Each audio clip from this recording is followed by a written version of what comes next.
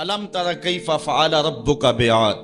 अब कुरैश मक्का जो मुसलमानों पे जुल्म और सितम करते हैं, तो आद को और समूद को और फिरौन को कुरैश मक्का बखूबी जानते थे, क्योंकि जो आद और समूद हैं ये तो बिल्कुल जो हैं वो अरब के अंदर हैं और ये इन लोगों को अच्छी तरह जानते थे और इनकी कहानियां भी नियाज़बर थी। और फिरौन की गरकाबी मिस्र में अहले किताब बनी इसराइल के साथ इन रवाबत की वजह से उसको भी ये खूब सुन चुके थे। तो अल्लाह ताला जल्ला शानहू ने अगरचे बहुत सारी बस्तियां बर्बाद की हैं, बहुत सारी संगतें तबाह की हैं, लेकिन इनको खास तौर पे इन तीन चीजों की तरफ तवज्जो दिलाई कि आज तुम अपनी छाती चौड़ी करके चलते हो, लेकिन उस कहानी को याद करो। अल्लाह अकबर। अलम तरा कैफ़ फ़अल रब्बुक बिआद। क्या तुमने ना देखा कि तुम्हारे रब ने आद के साथ क्या सलूक किया। इरम ज़ातिल इमाद। ये कौन आद थे? ये आदे इरम थे, इन्हें आदे उला भी कहा जाता है। हजरत नूह अलैहिस्सलाम के बेटे हजरत साम और हजरत साम के बेटे नाकूस और उनके बेटे इरम, और इरम का बेटा आद था। और ये अरब बायदा जिसको कहते हैं या जिसको आदे उला और आदे उखरा कहते हैं, ये उसी आद की औलाद से हजरत नूह अलैहिस्सलाम का जो चौथी पुश्त में बेटा है। और ये अरब जो हैं ये सारे सामी हैं और उन नस्ल से जो है वो आए हैं, तो इसलिए इनको ये बखूबी जानते थे जो कि इनके अबौ अजदाद थे। तो अल्लाह ताला जल्ला शानहू ने फरमाया कि अलम तरा कैफ़ फ़अल रब्बुक बिआद। जानते हो कि तुम्हारे रब ने आद के साथ क्या किया। आद वही इरम ज़ातिल इमाद, वो इरम वाले आद ज़ातिल इमाद जो ऊंची ऊंची इमारतें बनाते थे। आजकल भी दुनिया पे टावर बन रहे हैं, तो सबसे पहले इस बात का आगाज और इस फन का जो है वो ईजाद जो था वो कौम आद ने किया था। हजरत हूद अलैहिस्सलाम कौम आद की तरफ नबी बनकर आए और उन्होंने उनको समझाया कि जो है वो तुम अल्लाह की तरफ आ जाओ और अपनी जिंदगी के अंदर अच्छाइयां और हुस्न पैदा कर लो। लेकिन उन्होंने अल्लाह के नबी की एक बात ना मानी और कहा कि हमारे ये मजबूत कले और ये कुसूर और आली नस्ब इमारतें, तुम इनको नहीं देख रहे इनकी हैबत क्या है। और फिर चूंकि उनको खुद भी बड़ा वजूद दिया गया था, अल्लाह खुद कहता है अल्लाती लम युखलक मिस्लुहा फिल बिलाद, कि उन जैसा शहरों में पैदा ही ना कोई हुआ था। जितने वो जसीम थे, जितने वो जोरावर थे और उनकी छाती में जितनी ताकत थी, तो अल्लाह ताला फरमाता है कि उन जैसा पैदा नहीं किया गया। लेकिन फिर जमाने ने देखा कि कौम आद के साथ सलूक क्या हुआ। उनकी बस्तियां उलट के रख दी गई और सिर्फ खंडरात बाकी रह गए, जो है वो इबरत की कहानी माबाद आने वाली कौमों को सुनाने के लिए। वह समूद अल्लज़ीना जाबु सखरा बिल वाद, और कौम समूद जिन्होंने वादी में पत्थर की चट्टानें काटी। ये मदीना और शाम के दरमियान ये वादी पड़ती है। हजरत सालेह अलैहिस्सलाम जो है वो इस कौम की तरफ नबी बनकर मबूस हुए थे। ये पत्थरों की चट्टानों को आज भी वादी अल कुरा के अंदर इनके निशानात देखे जा सकते हैं। तो वादी कुरा के अंदर उन्होंने पहाड़ों के पहाड़ चीर के उनके अंदर मजबूत पनागाहें बनाई थी। आज के जमाने में एटम बम भी फेंका जाए तो वो वहां तक ना पहुंच पाए। ये कहते थे कि कोई तूफान, कोई शदीद आंधी और कोई सैलाब हमारा कुछ नहीं बिगाड़ सकता, हम उन महफूज पनागाहों में रहते हैं। लेकिन फिर वो भी इबरत का निशान बन गए। हुआ क्या कि जब वो पत्थरों की चट्टानें चीर करके अपने मकान बनाते थे, उसी शुगल में रहते थे, तो हजरत सालेह अलैहिस्सलाम ने जो है वो पत्थर से जिंदा ऊंटनी निकाल के दिखा दी अल्लाह की इज़्ज़त से और कहा हाज़िही नाक़तुल्लाह, ये अल्लाह की ऊंटनी है। चूंकि ये उस तरीके से नहीं आई है, ये खास वो सारी ऊंटनी अल्लाह की हैं, लेकिन निस्बत तशरीफिया इसकी तरफ हो गई। अब कहा कि इसकी बारी का हौज का पानी तुमने नहीं पीना, और जब इसकी बारी होगी ये पिएगी, और जब तुम्हारी बारी होगी तो तुम पियोगे।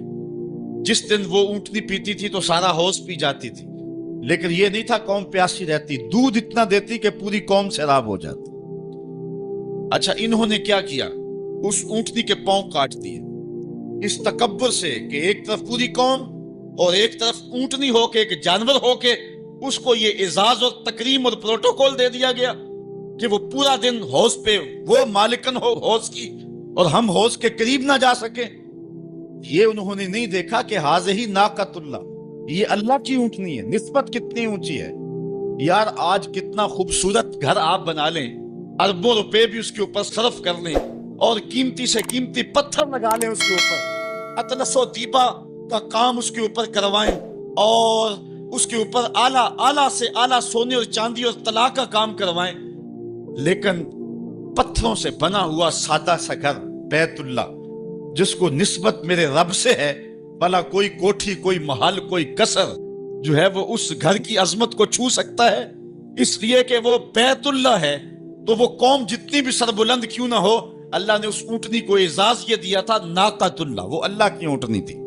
اچھا، انہوں نے اس کی توہین کی، اس کے پاؤں کاٹ دیے، تو اس اونٹنی کا ایک بچہ تھا، اس نے چیخ ماری، درد سے جب وہ چیخا تو اللہ کا عذاب آ گیا اور یہ عذاب میں مبتلا ہو گئے۔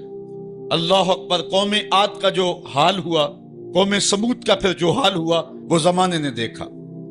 آگے ارشاد فرمایا وَفِرْعَوْنَ ذِی الْأَوْتَادِ، وہ فرعون جو کیلوں والا تھا۔ یہ ذی الاوتاد اس کو کہا گیا، اس کی کئی مفسرین نے وجہ بیان کی ہیں۔ اس کا اتنا بڑا لشکر تھا کہ لشکر میں جہاں پڑاؤ کرنا ہوتا، اس لشکر کے لیے جو خیمے لگائے جاتے، اس خیمے کی تنابیں جن کیلوں کے ساتھ باندھی جاتی، 70 اونٹ ان کیلوں کو اٹھا کے چلتے تھے، اس لیے کہا گیا یہ میخوں والا فرعون ہے۔ یا مفسرین نے کہا دوسری وجہ یہ ہے کہ جو فرعون کی بات نہ مانتا تو اس کو جو ہے وہ لٹا کر کے اس کے ہاتھوں اور اس کے پاؤں کے اندر میخیں ٹھونک دیتا تھا، نام پڑ گیا میخوں والا فرعون۔ تو جس کو اتنا ناز تھا کہ کوئی میری جھوٹی خدائی سے سر کیوں پھیرے، اور اس کو وہ عبرتناک سزا دیتا تھا۔ پھر فرعون وہ نیل کی موجوں میں بے بس تھا اور ہاتھ جوڑ کے کہہ رہا تھا آمنت برب موسیٰ، میں اب موسیٰ کے رب پہ ایمان لاتا ہوں، لیکن پھر اس وقت اس کا ایمان لانا فائدہ بخش نہ ہوا۔ تو اللہ فرماتا یہ سب کچھ تم دیکھ چکے ہو۔ الذین طغوا فی البلاد، یہ وہ لوگ ہیں، قوم عاد، قوم سمود اور فرعون، جنہوں نے شہروں میں سرکشی کی، اللہ کے حکموں کو توڑا، جھوٹی خدائی کے دعوے کیے۔ پھر کیا ہوا؟ فَأَكْثَرُوا فِيهَا الْفَسَادِ، پھر انہوں نے بہت زیادہ فساد پھیلا دیا۔ اللہ تعالیٰ جل شانہ نے ان کی شر کو، ان کے فساد کو جو وہ کرتے رہے، اللہ دیکھتا رہا، لیکن جب حد سے زیادہ ہی بڑھنے لگے فَصَبَّ عَلَيْهِمْ رَبُّكَ صَوْتَ عَذَابٍ، تو پھر تیرے رب نے ان پر اپنے عذاب کا کوڑا برسایا۔ پھر جو ان کا حال ہوا، اللہ اکبر، ان ربک لبالمرصاد، بے شک تمہارے رب کی نظر سے کچھ غائب نہیں ہے۔ تمہارا رب تمہارے ایک ایک عمل کو، ایک ایک کرتوت کو دیکھ رہا ہے۔ اے قریش مکہ، تم کیا ہو؟ تمہاری کیا حیثیت ہے؟ عاد و سمود کی بستیاں تمہارے رب نے الٹ کے رکھ دی۔ تمہارے رب نے فرعون، جس کو جھوٹی خدائی کا گھمنڈ تھا، لشکر سمیت نیل کی موجوں میں ڈبو دیا، تو کیا تم باقی رہو گے؟ اس لیے ان کہانیوں کو بیان کیا۔ فَصَبَّ عَلَيْهِمْ رَبُّكَ صَوْتَ عَذَابٍ إِنَّ رَبَّكَ لَبِالْمِرْصَادِ۔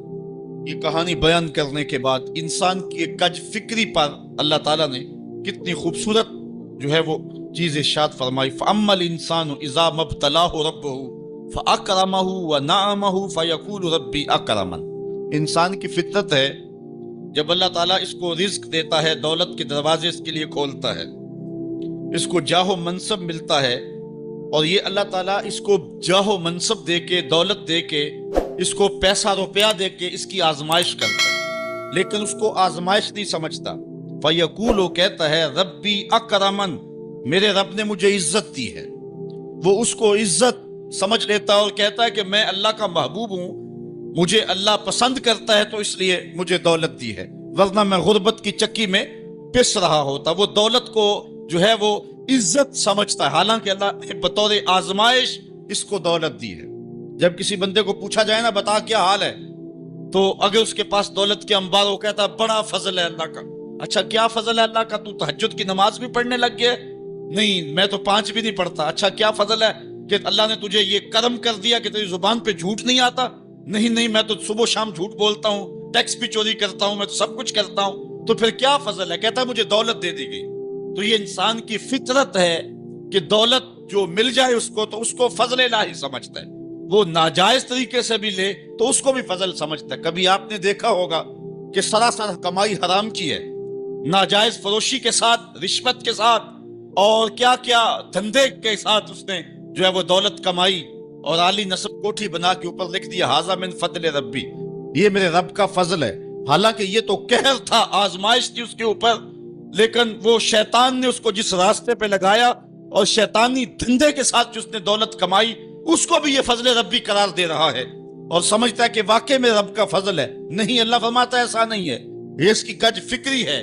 فضل یہ نہیں ہے کہ کسی کو دولت دے دی جائے، فضل یہ ہے کسی کو تہجد کے سجدوں کی توفیق دے دی جائے، فضل یہ ہے کسی کے سینے کے اندر ایمان کا چراغاں کر دیا جائے، فضل یہ ہے کہ کوئی شخص جھوٹ بولنا چاہے بھی ایک غیبی طاقت زبان کو پکڑ لے، میرے بندے تو محمد عربی کا نوکر ہے اور محمد عربی صادق بھی تھا، امین بھی تھا، تو جھوٹ بولنا اچھا لگتا ہے تو وہ جھوٹ بولنا چاہے بھی تو نہ بول سکے۔ یہ ہے رب کا فضل، یہ ہے رب کی کرم نوازی اور یہ ہے رب کے رحم کا انداز۔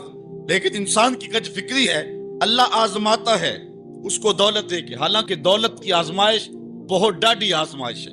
حضرت عبداللہ ابن مبارک کہتے ہیں ہمیں غربت سے بھی آزمایا گیا اور دولت سے بھی آزمایا گیا۔ غربت کی آزمائش میں تو ہم پورے نکلے، لیکن دولت کی آزمائش میں ہم پورے نہ نکل سکے۔ یہ آزمائش زیادہ سخت آزمائش ہے، لیکن فیقول، بندہ کہتا ہے ربی اکرمن، میرے رب نے مجھے عزت دے دی، کوئی عہدہ مل جائے، کوئی شان و شوکت دنیا کی مل جائے، چاہے وہ اس کا ذریعہ کوئی بھی ہو، بندہ کہتا جی فلاں پہ بڑا ہی اللہ کا فضل ہو گیا ہے۔ یار ایک معمولی شخص تھا، گلی سے نکلا، آپ دیکھو جو ہے وہ وزارت کا قلم دان تھامے ہوئے ہے، بڑا فضل ہوا۔ کیا فضل ہوا اس کے اوپر کہ اس نے جائز ناجائز ہر راستہ جو ہے وہ اختیار کیا اور رب کو قدم قدم پہ ناراض کیا، اور ہم اس کو فضل گردان رہے ہیں۔ کہا فضل نہیں ہے، یہ ڈاڈی آزمائش ہے۔ لیکن انسان کی کج فکری ہے، وہ اس کو فضل کہہ رہا ہے۔ اچھا، ایک اور انسان کی کج فکری دیکھیے، وَأَمَّا إِذَا مَبْتَلَاهُ فَقَدَرَ عَلَيْهِ رِزْقَهُ فَيَقُولُ رَبِّي أَهَانَنِ، اور اگر اللہ آزمائے اس کا رزق اس پر تنگ کر دے، فَيَقُولُ، تو پھر کہتا ہے ربی اہانن، میرے رب نے تو مجھے خار کر دیا، میرے رب نے تو مجھے ذلیل کر کے رکھ دیا۔ یہ فطرت ہے انسان کی کہ اس کو تھوڑی سی سختی ملے، دولت کے انبار جو تیزی کے ساتھ آ رہے ہیں تھوڑا سا کم ہو جائیں اور اس کو غربت کی چکی میں پیسا جائے، تو یہ بھی اس کی آزمائش تھی۔ دولت دے کے آزمائش کی گئی کہ کیا راہ خدا میں لٹاتا ہے کہ نہیں لٹاتا، میرے راستے کے اندر اس کو خرچ کرتا ہے کہ نہیں کرتا۔ یتیم، غریب، مسکین، لاچار، مجبور، نانے شبینہ کو ترستے ہوئے، بیمار، کیا ان کو ڈھونڈ ڈھونڈ کے ان کی دہلیز پہ پہنچتا ہے کہ نہیں پہنچتا۔ ایک تو یہ آزمائش تھی، لیکن اس نے اس کو آزمائش نہیں، اس کو عزت سمجھ لیا۔ اس نے کہا کہ میرا اللہ میرے پہ راضی ہے تو تبھی اتنی دولت دی ہے۔ اچھا، اگر دولت اللہ کی رضا کی علامت ہوتی تو فرعون دولت مند نہ ہوتا، قارون کو خزانہ نہ دیا جاتا۔ اور دوسری بات، جب اس کو دولت نہیں دی جاتی، غربت میں آتا ہے تو کہتا میرے رب نے مجھے رسوا کر دی۔ یہ بھی اس کی کج فکری ہے۔ یار وہ بھی تو ہوئے ہیں کہ زمانے کے اندر ایک پھوٹی کوڑی بھی ان کے پاس نہیں رہی۔ اللہ اکبر، آؤ دیکھو فقر بو ذر کو سلام کرو، آؤ دیکھو فقر اویس کو سلام کرو۔ اچھا، آ جاؤ حضور کی دہلیز پہ فقر محمدی کو سلام کرو۔ یہ عزت ہے، عزت۔ یہ بھی آزمائش ہے۔ اللہ دیکھتا ہے کہ فقر کی آزمائش میں کون پورا نکلتا ہے۔ زبان پر جو ہے وہ ناشکری کے لفظ تو نہیں لاتا، مل جائے اللہ کی طرف سے عطا ہو تو وہ بھی آزمائش ہے کہ اس پہ شکر ادا کرتا ہے کہ نہیں کرتا، اور نہ ملے تو یہ بھی آزمائش ہے کہ اس پہ صبر کرتا ہے یا کہ نہیں کرتا۔ واویلا کر دیا، شور و غل مچا دیا، لٹ گیا، میرے پاس کچھ دیا، اپنی غربت کے اشتہار لگا دیے۔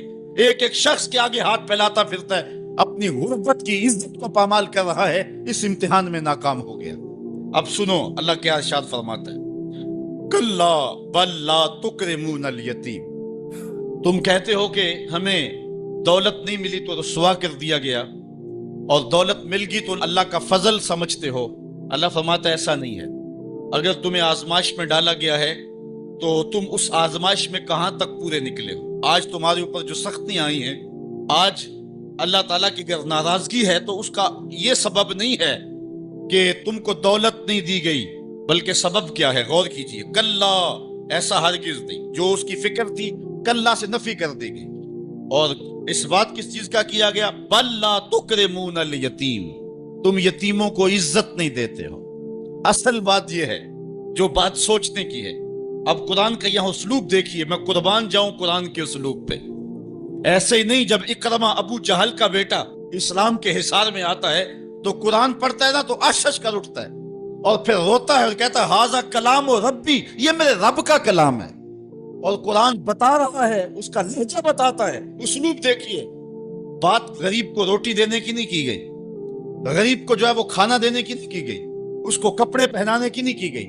قرآن نے جو کہا ہے کلا بل لا تکرمون الیتیم، بات یہ ہے کہ تم یتیم کو عزت نہیں دیتے ہو۔ یتیم کو تم عزت کیسے دے سکتے ہو یہ تم جانتے ہو کہ اس کی تکریم کیسے کرنی ہے۔ تمہارے پاس یتیم کو پہنانے کے لیے کپڑا نہیں ہے، اس کو دینے کے لیے روٹی نہیں ہے، لیکن تمہارے سینے میں پیار تو رکھا ہوا ہے نا۔ اس برہنہ یتیم کو سینے سے لگا کر کے اس کا ماتھا تو چوم سکتے ہو نا۔ رب یہ نہیں دیکھتا روٹی کس نے دی، رب یہ دیکھتا یتیم کو پیار کس نے دیا۔ وہ یہ دیکھتا ہے کلا بل لا تکرمون الیتیم، معاملہ روٹی کا نہیں ہے۔ بچی ہوئی روٹی تو کتے کو بھی ڈالی جا سکتی ہے، کسی کو غریب کو دے دی تو یہ کون سا کمال ہے؟ جو دیگیں بچ گئی وہ مدرسے میں بھیج دی، یہ کمال کی بات نہیں ہے۔ وہ گندگی کے ڈھیر پہ بھی تو پھینکتی تھی، خراب ہو جاتی، 2 گھنٹے اور پڑی رہتی۔ معاملہ یہ نہیں ہے، معاملہ تکریم کا ہے۔ اب وہ بھی سوچیں، عید آ رہی ہے، مینڈکوں کی طرح نکلیں گے سماجی رہنما اور سماجی کارکن، اخباروں میں تصویریں چھپیں گی، غریب عورتیں لائن میں لگی ہوئی ہیں، غریب مرد لائن میں لگے ہوئے ہیں، اور جو ہے وہ صاحب جو ہے وہ ایک ایک توڑا آٹے کا، ایک ایک تھیلا آٹے کا دے رہے ہیں، اور 10 جو ہے وہ فوٹوگرافر تصویر کھینچ رہے ہیں۔ اگلے دن 15 اخباروں کے اندر تصویریں لگی ہوئی ہیں۔ میں اس دن بھی کہا تھا کہ اس انداز کے ساتھ غریبوں کی غربت کا اشتہار لگانے والا سوچے کہ اس لائن میں اگر اس کی بیٹی کو کھڑا ہونا پڑے تو اس کا پھر انداز کیا ہو۔ بات یہ نہیں، بات تکریم کی ہے، کلا بل لا تکرمون الیتیم۔ آئیے تمہیں میں کہانی سناؤں۔ آقا کریم علیہ السلام جا رہے تھے عیدگاہ کو، راستے کے اندر ایک یتیم کھڑا تھا، اور آقا کریم نے کہا کہ بیٹے آج تم یہاں کھڑے ہو، کہا فلاں غزوے میں میرا باپ شہید ہو گیا تھا، میری ماں کا سایہ بھی میرے سر پہ نہیں ہے، لوگ اپنے گھروں میں ہیں، میں کس دہلیز پہ جاؤں۔ اچھا انتظار ہو رہا ہے عیدگاہ میں، حضور نے یتیم کو سینے سے لگایا، گھر لے گئے اور سیدہ فاطمہ سے کہا کہ جس طرح کا لباس حسنین کو پہنایا ہے اس کو بھی پہناؤ۔ اللہ اکبر، اور اس کو کھانا کھلایا اور سب کچھ اس کی تکریم کرنے کے بعد حضور نے پھر جو ہے وہ اس کو عزت دینے کے لیے، اس کی تکریم دینے کے لیے حضور علیہ السلام نے اس کو فرمایا اما ترضى ان محمدا ابوکا، بیٹے کیا تو پسند نہیں کرتا کہ محمد تیرا باپ لگے، وہ عائشہ تا امو کا، اور عائشہ تیری ماں لگے، وہ فاطمہ بنت محمد اختو کا، اور فاطمہ تیری باجی لگے۔ اس نے کہا یہ اعزاز مل جائے تو مجھے اور کیا چاہیے؟ تو کہا آج کے بعد یہ رشتے تیرے ہوئے۔ ایک انگلی سے حضور نے حسنین کو تھاما ہوا ہے اور دوسری انگلی سے اس یتیم بچے کو تھاما ہوا ہے۔ جب حضور عیدگاہ کی طرف بڑھ رہے ہیں تو اور بچے بھی اپنے ماں باپ کے ساتھ جا رہے ہیں، وہ بچہ زبان حال سے کہتا ہے تھا تو یتیم، آج یتیمی کا مزہ ہی نہیں آ گیا ہے کہ حضور کی انگلی تھام کے جا رہا ہوں۔ تو یتیم کی تکریم کا مسئلہ ہے، اس کو عزت نفس دینے کا مسئلہ ہے۔ یتیم کو لوگوں کے اندر کھڑا کر کے اس کو اعزاز دیتے ہو، وہ اعزاز نہیں ہے، وہ رسوائی ہے۔ مجھے 1 سال قبل ایک ایسی تقریب میں لوگ کھینچ کر کے لے گئے جہاں وہ آج کل اجتماعی شادیوں کا رواج ہے، تو میں بڑی معذرت کی، میرے لیے مشکل ہوگا کیونکہ مجھے اندازہ تھا اس تقریب کا، لیکن میں کبھی گیا نہیں تھا پہلے۔ تو میں جب اس تقریب میں پہنچا تو یقین جانے کہ 2 دن تک جو ہے وہ میں بے چین رہا ہوں۔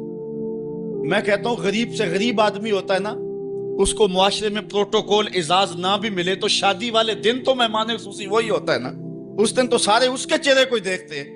لیکن ان دولوں کو بھی جو ہے وہ لائن پہ بٹھایا ہوا تھا اور اوپر مہمان خصوصی کوئی اور بیٹھے تھے۔ میں نے کہا یہ بیچارے مسکین آج بھی مہمان خصوصی نہیں ہے، آج ان کی زندگی کا اہم دن ہے، اور آج بھی اتنے لوگوں کے سامنے اشتہار لگایا جا رہا ہے یہ غریب لوگ ہیں، اور دلہنوں کا بھی اشتہار لگایا جا رہا ہے یہ غریب بچیاں ہیں۔ اور پھر کیا ان کے چہرے پہ کوئی مسرت کے آثار تھے؟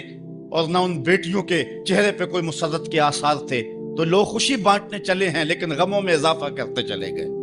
رات کی تنہائی میں نکلو، اندھیرا پھیلا ہوا ہو، کوئی دیکھنے والا نہ ہو، اپنے سائے سے بھی بچو اور جا کے غریب کے گھر میں رقم پھینک کے آ جاؤ، اسے پتہ نہ ہو یہ پھینکی کس نے ہے، اور پھر وہ شادی کریں جو دعائیں ان کے کلیجے سے نکلیں گی عرش تک پہنچیں گی۔ تو بات پیسے دینے کی نہیں ہے، بات تکریم کی ہے۔ کلا، دیکھو قرآن کا اسلوب، کلا بل لا تکرمون الیتیم، معاملہ یہ ہے کہ یتیم کی عزت تکریم، میرے اور آپ کے آقا مولا نے تو یہاں تک فرمایا جب بچے اکٹھے کھیل رہے ہوں، تمہارا بچہ بھی ان بچوں میں کھیل رہا ہو تو بچے کو بیٹا کہہ کے آواز نہ دو، اس کا نام لے کے پکارو۔ عرض کی گئی حضور بیٹا ہے، بیٹا کہہ کے پکاریں گے تو حرج بھی کیا ہے؟ کہا تم نہیں جانتے، ہو سکتا ہے کہ وہاں کوئی یتیم بچہ بھی کھیل رہا ہو، اور جب یہ تم کہو گے تو تڑپ جائے گا، آج میرا باپ ہوتا تو مجھے بیٹا کہہ کے پکارتا، لیکن آج میں محروم ہوں۔ تو کہا مسئلہ یہ ہے، کلا بل لا تکرمون الیتیم ولا تحاضون علی طعام المسکین۔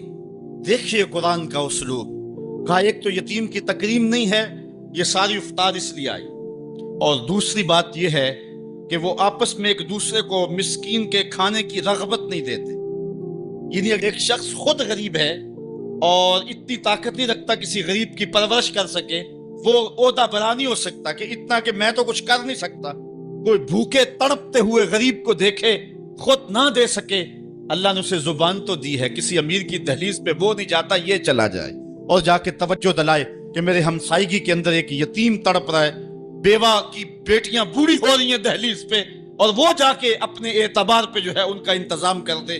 یہ ہے ولا تحاضون علی طعام المسکین، بلکہ رویہ کیا ہے، وتاکلون التراث اکلا لما، اور میراث کا مال تم ہپ ہپ کر کے کھاتے ہو، تمہیں پرواہ ہی نہیں ہے۔ بیٹیوں کا حق اہل عرب جو ہے وہ غصب کر لیتے تھے اور بیٹیوں کا حق نہیں دیتے تھے۔ وتحبون المال حبا جما، اور دولت کی محبت رچ بس گئی ہے کلیجے کے اندر، دل کے اندر اتر گئی ہے، تڑپتے ہوئے لوگ بھی دیکھتے ہو لیکن تجوریوں کے منہ نہیں کھلتے ہیں۔ کلا، اللہ اکبر، اللہ فرماتا ہاں ہاں، اذا دکت الارض دکا دکا، وہ دن بھی آنے والا ہے جب زمین ٹکرا کے پاش پاش کر دی جائے گی۔ یہاں سید قطب نے حد کر دی، وہ کہتا ہے کہ یہاں جو لفظوں کا صوتی آہنگ ہے نا، وہ انسان کے دل میں ایک رعب پیدا کر دیتا ہے۔ ذرا قرآن کی آیت پڑھتے جائیں، میں تو قاری نہیں ہوں لیکن ذرا دیکھو کہ یہاں قرآن کے لفظوں کا رعب دل میں ہیبت پیدا کر دیتا ہے، رونگٹے کھڑے ہو جاتے ہیں۔ اللہ تعالیٰ یہ ساری کہانی بیان کر کے فرماتا ہے کہ وَتُحِبُّونَ الْمَالَ حُبًّا جَمًّا وَلَا تُحَاضُونَ عَلَىٰ طَعَامِ الْمِسْكِينِ وَتَأْكُلُونَ التُّرَاثَ أَكْلًا لَمًّا وَتُحِبُّونَ الْمَالَ حُبًّا جَمًّا۔ کلا کے اوپر جو رکھی گئی ہے مد، اس کا جو کھچاؤ ہے وہ دلوں کے اوپر، دلوں کی تاروں کو کھینچتا ہے۔ کلا اذا دکت الارض دکا دکا، اللہ فرماتا جب زمین پاش پاش کر کے رکھ دی جائے گی، وجاء ربک والملک صفا صفا، اور اللہ تعالیٰ اس شان سے ظہور فرمائے گا کہ فرشتے صفے باندھے کھڑے ہوں گے۔ وجیء یومئذ بجہنم، اور جہنم کو حاضر کیا جائے گا۔ فرمایا کہ 70,000 زنجیریں ڈال کر کے جہنم کو حشر کے میدان میں لایا جائے گا، ہر زنجیر کے ساتھ جو ہے وہ 70,000 فرشتے ہوں گے، اور عرش کی بائیں جانب جہنم کو لا کے رکھ دیا جائے گا، اس کے کھولنے کی آواز آ رہی ہو۔ راوی کہتا ہے کہ جب حضور علیہ السلام نے اس آیت کو تلاوت کیا تو حضور کے چہرے کا رنگ بدل گیا، اور عجیب حضور علیہ السلام کی حالت ہو گئی کہ حضور علیہ السلام کا لون متغیر ہو گیا۔ یہ لفظوں کا جو صوتی آہنگ ہے وہ کلیجے پھاڑ دینے والا ہے اور انسان کو گمراہیوں سے نکال کے ہدایت کے رستے پہ ڈالنے والا ہے۔ اللہ تعالیٰ ارشاد فرماتا ہے، ذرا پھر دیکھیے، کلا اذا دکت الارض دکا دکا وجاء ربک والملک صفا صفا وجیء یومئذ بجہنم، پھر جب اس دن جہنم کو سامنے لایا جائے گا پھر کیا ہوگا؟ انسانوں کے رونگٹے کھڑے ہوں گے، پھر ایک دم ماضی کی سکرین جو ہے وہ سامنے آئے گی، وہ برائیاں کی، وہ داد عیش دیے، وہ جو کچھ کیا سب کچھ سامنے آ جائے گا۔ یومئذ یتذکر الانسان، اس دن آدمی سوچے گا، وَأَنَّ لَهُ الذِّكْرَىٰ، اور اب سوچ کا وقت گزر چکا ہوگا۔ اس دن انسان کو بہت کچھ یاد آئے گا، اس وقت خیال کرے گا کاش میں یہ کر لیا ہوتا، میں یہ کر لیا ہوتا۔ وَأَنَّ لَهُ الذِّكْرَىٰ، اب اس کو سوچنے کا وقت کہاں، اب اس کا فائدہ کہاں، وہ گھڑیاں، وہ لمحے، وہ ساعتیں اب اس کے لیے حسرت کو بڑھانے والے ہوں گے۔ وقت پر کافی ہے ایک قطرہ بھی آب خوش ہنگام کا، جل گیا جب کھیت برسا می تو پھر کس کام کا۔ اس دن پھر بندہ سوچے گا۔ سنو قرآن کا آہنگ، یقولو یا لیتنی قدمت لحیاتی، وہ کہے گا کہائے کسی طرح میں نے جیتے جی نیکی آگے بھیجی ہوتی، زندگی کو میں نے مقصد میں، مصرف میں، کسی کام میں اور کسی جو ہے وہ مقصد میں لگا دیا ہوتا، اور زندگی کا سرمایہ وہاں میں یہاں کے لیے بھیجا ہوتا۔ فَيَوْمَئِذٍ لَا يُعَذِّبُ عَذَابَهُ أَحَدٌ، اللہ تعالیٰ اس دن جو عذاب دے گا کبھی کسی نے ایسا عذاب دیا نہیں ہوگا جو وہ دے گا۔ اللہ اکبر۔ وَلَا يُوثِقُ وَثَاقَهُ أَحَدٌ، اور اس کا سا باندھنا کوئی نہیں باندھتا جس طرح کہ وہ باندھے گا۔ اچھا، جب جہنم کو حشر کے میدان میں لایا جائے گا تو عرش کی بائیں جانب جہنم کو رکھا جائے گا، اور اللہ تعالیٰ جل شانہ جو ہے وہ پورے قہر و جلال میں ہوگا، تو جو برے لوگ ہوں گے ان کا پتا تو پانی ہو ہی رہا ہوگا، وہ تو کہیں گے کہ یا لیتنی قدمت لحیاتی، لیکن جو نیکوکار ہیں ان کا دل بھی ڈول رہا ہوگا، کیونکہ بڑے خطرناک جو ہے وہ لمحے ہوں گے۔ ہمارے ایک ٹیچر ہوا کرتے تھے ریاضی کے، تو وہ بڑے جلالی ہوتے تھے، کبھی ہمارا ٹیسٹ لیتے نا تو دوسرے دن جب وہ آتے نا پیریڈ میں، تو باوجود پتا ہوتا کہ سوال ٹھیک ہم نے کیے ہوئے، بعد میں چیک بھی کیے ہوتے، لیکن جب وہ ڈنڈا لے کے داخل ہوتے تو سب کے پتے پانی ہوتے، پتہ نہیں کس کی جو ہے وہ کم بختی آ گئی ہے۔ اور پھر جب وہ اچانک جن لوگوں نے اچھے نمبر لیے ہوئے ہوتے ان کو الگ کرتے اور دوسروں کو الگ کرتے، پھر بھی سارے ڈر رہے ہوتے کہ پتہ نہیں یہ کدھر والے ہیں اور یہ کدھر والے ہیں، اور پھر جب کہتے بیٹا تمہیں شاباش، تو پھر جو مسرت ہوتی نا تو وہ پھر لفظوں میں بیان نہیں ہو سکتی ہے۔ اللہ تعالیٰ فرماتا ہے کہ اس دن پھر کیسا منظر ہوگا، ذرا غور کیجئے کہ جہنم سامنے ہے، اللہ پورے جلال پہ ہے، اور نیکوکار بھی بدکار بھی کھڑے ہیں، کلیجے سینے میں کانپ رہے ہیں۔ پھر اللہ تعالیٰ جو نیکوکاروں کا ان کو الگ کیا کر کے کہے گا، ایک نغمہ نہیں چھڑ جائے گا، یا ایتھا النفس المطمئنہ، اے مطمئن نفس، اے اطمینان والی جانو، ارجعی الی ربک، تم رب کی طرف آ جاؤ، تم اپنے رب کی طرف آ جاؤ، راضیۃ مرضیہ، اس حال میں تمہارا رب تم پہ راضی ہے اور تم اپنے رب پہ راضی ہو۔ یہاں مفسرین فرماتے ہیں کہ رب کا بندے پہ راضی ہونا یہ بھی بڑی بات ہے، لیکن بندے کا رب پہ راضی ہونا یہ بہت بہت بڑی بات ہے۔ بندہ تو راضی ہوتا ہی نہیں، بندہ تو دنیا پہ دیکھ لو راضی نہیں ہوتا، لیکن اس دن کیسا منظر ہوگا بندے کے راضی کا انداز فی ظلال القرآن میں دیکھیے۔ یا ایتھا النفس المطمئنہ، المطمئنہ الی ربہا، المطمئنہ الی طریقہا، المطمئنہ الی قدر اللہ بہا، المطمئنہ فی السراء والضراء وفی البسط والقبض والمنع والعطاء، یعنی میرے پہ راضی ہوا، میں نے دکھ دیا تو پھر بھی راضی تھا، میں نے سکھ دیا تو پھر بھی راضی تھا، کڑکتی دھوپ تھی تو پھر بھی راضی تھا، برستی بارش تھی تو پھر بھی راضی تھا، تجھے غربت کے چکی میں پیسا گیا تو پھر بھی راضی تھا، اور تجھے امانت دی گئی تو پھر بھی راضی تھا، میرے بندے تجھے کربلا میں رکھا گیا پھر بھی راضی تھا، اور تجھے فتح مکہ کی شان دکھائی گئی تو پھر بھی راضی تھا۔ جب میرا بندہ میرے ہر کام پہ راضی ہوگا، اللہ اکبر، تو اللہ کہے گا میرے بندے آ جا ادھر، یا ایتھا النفس المطمئنہ ارجعی الی ربک، تو اپنے رب کی طرف آ جا۔ اچھا، راضیۃ مرضیہ، تو رب پہ راضی اور رب تیرے پہ راضی۔ حضور علیہ السلام نے ارشاد فرمایا کہ جب اللہ اپنے خاص بندوں کو جنت عطا کر دے گا تو اللہ تعالیٰ بندوں کو کہے گا کہ اے میرے بندو، کیا تم میرے اوپر راضی ہو؟ تو بندے کہیں گے مالک وما لنا، ہمیں کیا ہے، ہم کیوں راضی نہیں ہو سکتے؟ بندوں کو تو تصور بھی نہیں ہوگا جو جنت میں ملے گا۔ ایک بندے کی آرزو ہو کہ اسے 2.5 مرلے کا پلاٹ مل جائے تو اس کو کوئی 50 مربع لاٹ کر دے تو وہ تو خوشی سے پاگل ہو جائے، تو بندے کو تو تصور بھی نہیں ہوگا۔ حضور نے ارشاد فرمایا سب سے آخر میں جو شخص جنت میں جائے گا میں اس شخص کو جانتا ہوں، جہنم کے رگڑے سے کہ جب باہر نکلے گا نا تو اللہ تعالیٰ اس کو بلائے گا، کہے گا بندے بتا کیا مانگتا ہے۔ بندے نے زندگی میں کئی منصوبے بنائے ہوتے ہیں کہ یار یہ مل جائے، ساری زندگی میں خواہشیں تو پوری نہیں ہوتی۔ وہ غالب نے کہا تھا ہزاروں خواہشیں ایسی کہ ہر خواہش پہ دم نکلے، بہت نکلے میرے ارمان لیکن پھر بھی کم نکلے۔ وہ جتنی آرزو ہیں کبھی بھی زندگی میں آئی ہوئی ہوں گی، وہ کہے گا مالک یہ بھی دے دے، یہ بھی دے دے۔ اللہ کہے گا لاکا ما تمنیتا، اچھا جو تو نے مانگا میں نے تجھے سب کچھ دے دیا۔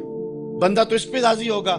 اللہ فرماتا ہے یہ تو نے مانگا میں نے دیا نا، اس کے علاوہ جتنی زمین ہے یہ 7 بر اعظموں پہ پھیلی، اس سے 10 گنا زمین بھی جنت میں تجھے الاٹ کر دی۔ بندہ کہے گا یا رب اتسخر وانت المالک، مالک تو بادشاہ ہو کے مجھ سے مذاق کر رہا ہے؟ بندے کے تو گمان بھی نہیں ہوگا کہ اتنا کچھ ملے گا۔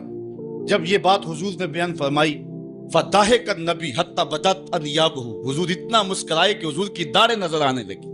اس کو تو یہ گمان تھا کہ برابر برابر بھی چھوٹتا ہوں تو جنت میں کسی دروازے کی چوکیداری بھی مل جائے تو غنیمت ہے۔ اتنی تو دولت جو ہے وہ اوباما کے پاس بھی نہیں ہے، پوری دنیا کے مالیاتی اداروں کے پاس بھی نہیں ہے۔ اتنی حکومت تو کائنات میں کسی حکمران نے نہیں کی ہے جتنا تخت و تاج کا مالک اس سب سے آخری شخص کو بنا دیا جائے گا۔ جب سب سے کم پراپرٹی جنت میں جس کی ہے وہ اتنی جگہ کا مالک ہوگا، پھر داتا گنج بخش علی حجویری کی جاگیروں کا عالم کیا ہوگا؟ پھر انبیاء کی جاگیروں کا عالم کیا ہوگا؟ امام الانبیاء کی جاگیروں کا عالم کیا ہوگا؟ اتنا کچھ دینے کے بعد میرے بندے کیا تم میرے پہ راضی ہو؟ اللہ تعالیٰ جب بندوں سے پوچھے گا تو بندے کہے گے مالک ہمیں کیا ہوا کہ ہم راضی نہ ہو، ہم تو جو ہے وہ پھولے نہیں سما رہے۔ تو اللہ تعالیٰ فرمائے گا تمہیں ایک اور چیز دینے لگا ہوں۔ تو بندے جنت میں کسی کمی کو محسوس نہیں کریں گے، کہیں گے مالک اور کیا چیز رہ گئی ہے؟ تو اللہ تعالیٰ فرمائے گا بندو وہ چیز یہ ہے کہ میں تمہارے اوپر راضی ہو گیا ہوں، اب کبھی بھی ناراض نہیں ہوں گا۔ تو پھر جو مسرت ہوگی وہ دیدنی ہوگی۔ یا ایتھا النفس المطمئنہ ارجعی الی ربک راضیۃ مرضیہ فادخلی فی عبادی، میرے خاص بندوں میں داخل ہو جا، وادخلی جنتی، اور میری جنت میں داخل ہو جا۔ سورۃ الفجر انسان کو کھینچ کر کے مالک کی دہلیز پہ لے آتی ہے، اور نفس مطمئنہ جو ہر حال میں اللہ پہ راضی ہو۔ میں نے ایک روایت میں پڑھا ہے کہ جو حضرت مولا کائنات سید علی المرتضیٰ سے مروی ہے، فرماتے ہیں کہ جو شخص اللہ کے عطا کردہ تھوڑے رزق پہ راضی ہو گیا، اللہ قیامت کے دن اس کے تھوڑے عملوں پہ راضی ہو جائے گا۔ تو آج اس پہ راضی ہو جاؤ، وہ تم پہ راضی ہو جائے گا۔ اللہ نے توفیق دی تو یہ 10 دن مجھے اور آپ کو نصیب ہوئے، اور اب دعا کا مرحلہ